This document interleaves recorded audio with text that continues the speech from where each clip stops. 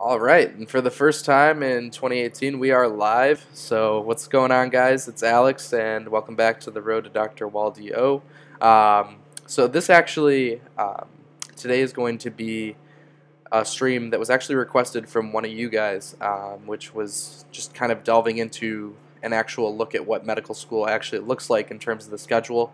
Um, so, if you guys ever have any requests or ideas for videos that you want to see, my take on them or anything like that, feel free to head over to the channel and then go to the About tab, and then underneath there you'll be able to see the business email for the YouTube account, and you can always open that up, shoot me an email, say, hey, I'm an interested undergrad, I'd really like you to do a piece on this, or if there's something that you didn't want to comment on a video, you can always email me there, or literally anything else. If you need some advice, anything like that, feel free. I'd be happy to, give you my opinion. You can pick my brain, whatever you got to do. But so today, what we're going to be covering is what the schedule looks like in medical school. So a little bit of a caveat, I am at an osteopathic medical school, so there are some things that are going to be a little bit different than if you're interested in an MD school. So just so that you're aware of those inevitable differences, just kind of going into this. But in terms of the day-to-day schedule, we're going to start with kind of an overview, and then we'll break it down day by day. So my first semester of medical school, I was registered for 34 credit hours. So those 34 credit hours are kind of spread out pretty kind of strangely. So the two classes that are worth the least amount of credit hours are my clinical class, which we called Introduction to Clinical Medicine, and my osteopathic class, which we called Osteopathic Principles in Practice. So those two are not weighted as heavily as my core science classes, which for the first part of the semester, from August until Thanksgiving, which were our Scientific Foundations of Medicine class, which is a little bit of an overview of everything, and then our Essential Clinical Anatomy and Development, so a little bit of development and gross anatomy in the lab with cadavers. Some things that I will say, about 13 and a half, well 13 and a half, not about, 13 and a half of those credit hours are for my cardiopulmonary and renal course, which started after Thanksgiving and went into the Christmas break, which still clinging on to the last bits of here. But the way that our school works is a little bit different. So those osteopathic classes and those clinical classes are on a semesterly system. So I will take it from August until the end of, up until winter break. That was my first chunk of my osteopathic class and my clinical class, and those are chunked into 4 sections. So I will take those over the course of my 2 years at the school itself. I'll have ICM 1, 2, 3, 4, OPP 1, 2, 3, 4, and those are split evenly over semesters. The other classes are split up, and these are the systems courses, and then with the exception for the first bit of school, it was the Scientific Foundations with the anatomy. Those are trimesterly. So I went from August until Thanksgiving, and then I will go from Thanksgiving until sometime in the spring. Haven't really looked into it that much. Kind of taking it day by day here, and then we'll switch gears and then switch over to our last core systems class. So we'll kind of just focus on that first trimester, and then we'll switch over. So the first trimester, I had lab 3 mornings a week. So I would get there, 8 o'clock. We'd have a lecture beforehand from 8 to 9, and then we would be in the lab from whatever it was, 9:15 until like 11:30. Hop out of the lab, and then depending on what day it was, we would either have our osteopathic class in the afternoon, our clinical class in the afternoon, or we'd be done for the day. So we only had the osteopathic and the clinical class 1 day a week. Those were always in the afternoons, and then the other days we were free to go after lab if there wasn't a lecture afterward, which sometimes happened, but not always. And often they were presentations by 4th years and things like that, which was pretty cool. Other than that, you could probably expect the days that we didn't have lab to be really, really heavy on lecture material. So we probably have that entire morning, 4 lectures, and then it would be split up between foundations and anatomy. Foundations was usually a little bit heavier on Fridays, so they would maybe have like 1 anatomy lecture on a Friday and then 3 foundations lectures. And we just kind of roll like that all the way through the entire trimester. The trimester was broken up into 3 exams. Personally, I wasn't a huge fan of that because that just meant a ton of material on each exam. I like that we're kind of transitioning now that we're in the systems courses to more exams, which I know sounds crazy, but more exams means that I get to go a little bit more in depth with my studying in each material. I'm not worried about hitting everything so much as I am about really, really knowing what's going to be on that exam, which personally I think is a little bit better for me as an aspiring physician, just because going a little more in depth and not worrying about understanding the surface of everything is what's going to make me more effective. So I'm going to kind of switch over to the systems course now, and then I'll talk a little bit about how I work like daily life into the rest of this. So the systems course is really, really heavy. There's a lot of lectures.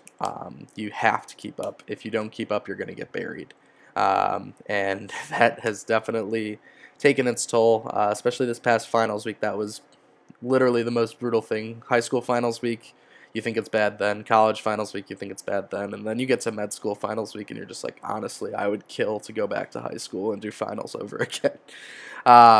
But definitely I like this schedule because a lot of our lectures, actually all of our lectures, pending technological issues, are recorded.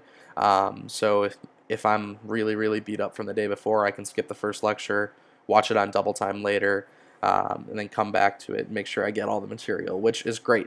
It gives me a lot of flexibility to fit in other parts of my life, but it's a very, very dense class. They throw a lot of material at you really, really quick. If you did a really good job in undergrad, that's awesome.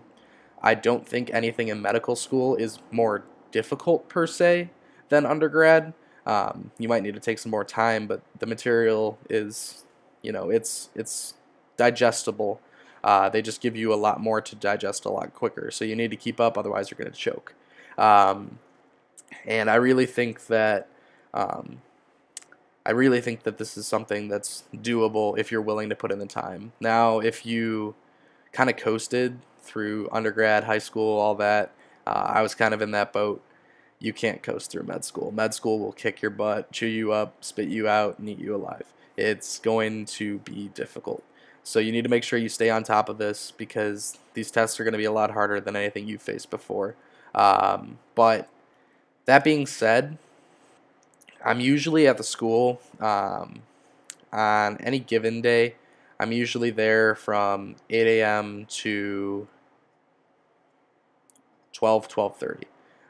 Most club meetings, if you're going to get involved in extracurriculars, are conveniently right after classes.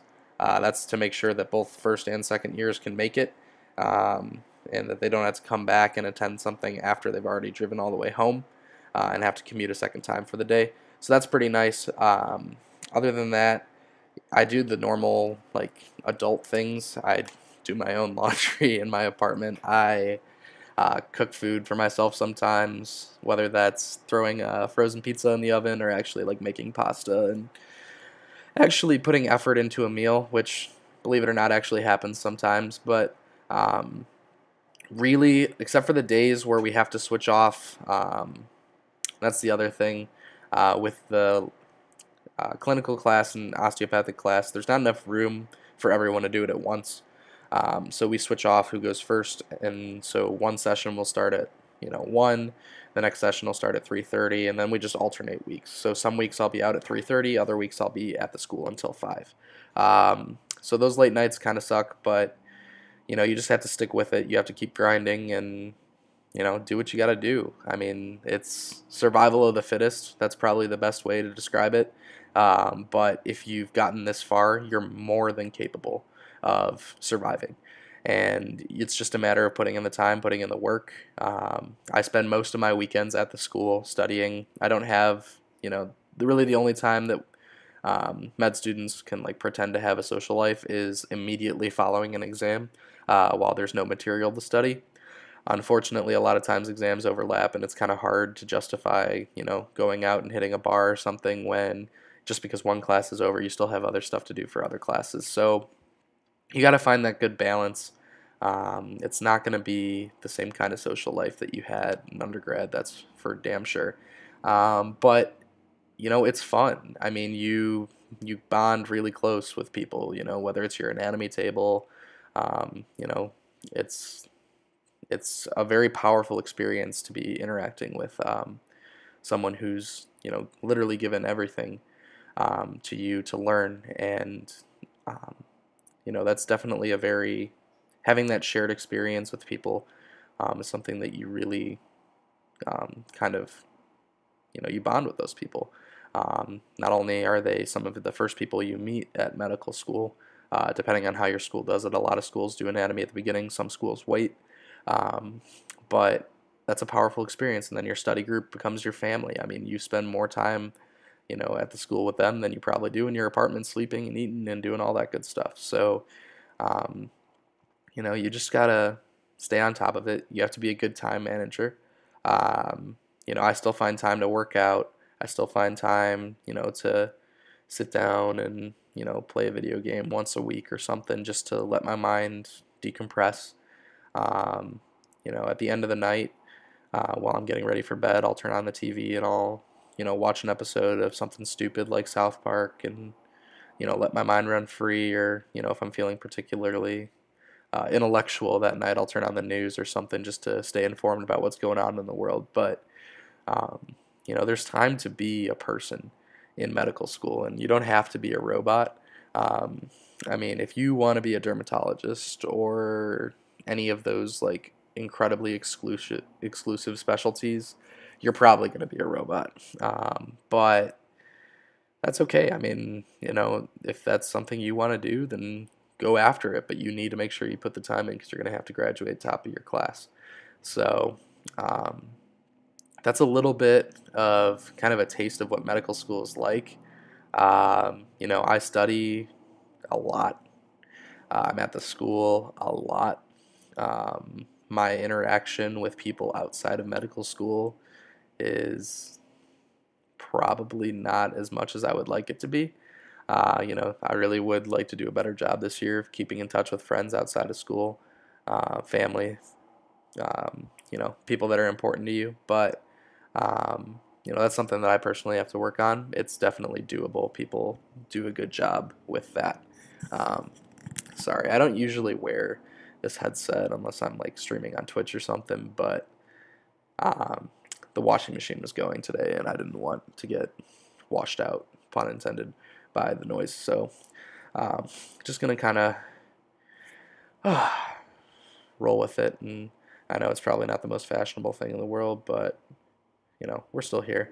So other than that, the chat's really dead. It usually is. But if you guys have any questions about specifics of, lab, anything like that, feel free to comment below. Or if you don't want to post a public comment or anything like that, you can always email me from that business email on the channel page.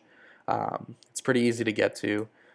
But this is just, a little sneak peek. I mean, you can expect that you'll be in class probably 4 hours a day, if not a little bit more, for, your extra classes. 4 hours a day of science material probably, and then, an extra hour and a half, 2 hours of, the clinical stuff. And if you're at an osteopathic school, the osteopathic stuff, which is super important to being a DO. So that's kind of just a little sneak peek at what medical school looks like in a nutshell, especially that first semester. Now that I'm in systems courses, it's going to be pretty much the same. These next 2 years, it's going to be pretty similar structure-wise. The systems that I'm studying will obviously change, but other than that, most of it's going to stay the same. So if you guys have any questions, I know this is probably a little bit longer in terms of one of my videos, not as long as my rant the other week, but feel free to comment, email, do what you got to do, subscribe if you want to stay in the loop.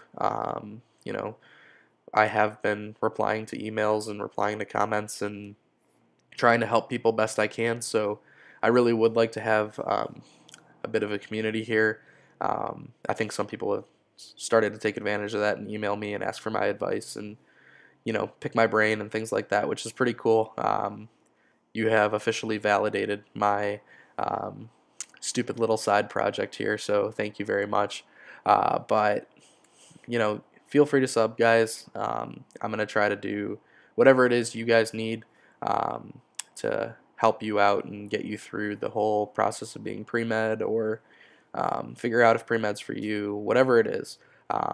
Feel free to hit me up, and I'll be here as a resource to you guys. But Happy New Year, and I will see you next time.